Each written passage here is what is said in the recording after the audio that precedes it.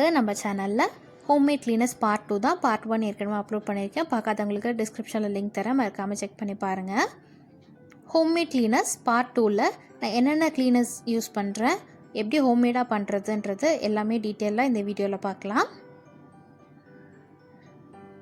சமைக்கும் போது சில டைம் பாத்திரம் அடி பிடிச்சிரும், அதோட கரை போகாது. அதுக்காக 2 டேபிள் ஸ்பூன் அளவுக்கு பேக்கிங் சோடா, அது கூட 1 கப் அளவுக்கு தண்ணி சேர்த்து அந்த பாத்திரத்திலே கொதிக்க விட்டுருங்க. 10 நிமிஷம் கொதிச்சதுக்கப்புறமா ஸ்டவ்வை ஆஃப் பண்ணிவிட்டு ஒரு 1/4 மணி நேரம் ஊறினதுக்கப்புறமா லிக்விட் போட்டு, டிஷ் வாஷிங் லிக்விட் போட்டு ஸ்க்ரப் பண்ணி வாஷ் பண்ணிவிடுங்க. கிச்சன் ஸ்டவ்வோட பர்னர்ஸ் அதே மாதிரி சிங்கையும் இந்த கிளீனரால் க்ளீன் பண்ணலாம். அது எப்படி பண்ணலான்றதை பார்க்கலாம். ஒரு அகலமான பாத்திரத்தில் 1 கப் அளவுக்கு வினிகர், 1 கப் பேக்கிங் சோடா, அது கூட 2 கப் அளவுக்கு ஹாட் வாட்டர் சுடு தண்ணியில் அந்த பர்னர்ஸ் எல்லாம் போட்டு ஊற வச்சுடுங்க. அதே மாதிரி தான் சிங்கையும் அந்த அவுட்லெட்டை தண்ணி வெளியே போகும் இல்லையா, அந்த அவுட்லெட்டை க்ளோஸ் பண்ணிவிட்டு அதே மாதிரி ஒரு 30 நிமிஷம் ஊற வச்சுடுங்க. அதுக்கப்புறமா ஸ்க்ரப் பண்ணி வாஷ் பண்ணிவிடுங்க.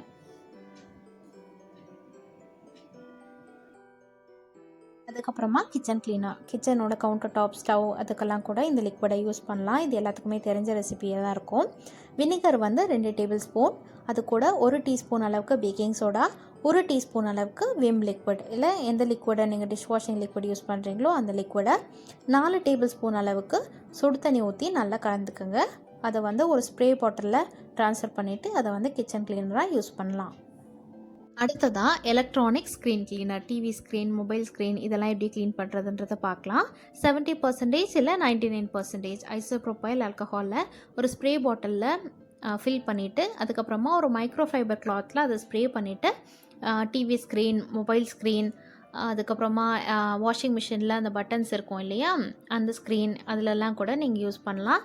நீங்கள் தேவைப்பட்ட ஹேண்டில்ஸ்லாம் கூட ஸ்ப்ரே பண்ணலாம். டோரோட ஹேண்டில்ஸ்லாம் கூட ஸ்ப்ரே பண்ணிக்கலாம்.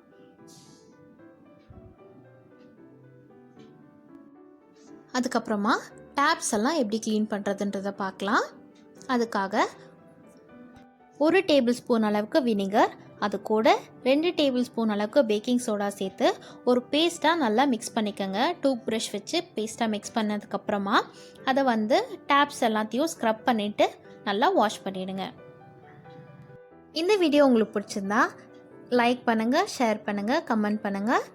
நம்ம சேனல் பிரியா வீட்டு சமையலோட கண்டென்ட் பிடிச்சிருந்தா இந்த வீடியோ உங்களுக்கு யூஸ்ஃபுல்லாக இருக்கும்னு நினச்சா மறக்காமல் சப்ஸ்கிரைப் பண்ணிக்கோங்க.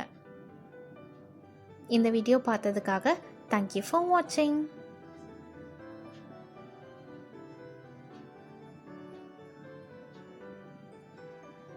சப்ஸ்கிரைப் பண்ணி பக்கத்தில் உள்ள பெல் ஐக்கான் ப்ரெஸ் பண்ணிக்கோங்க.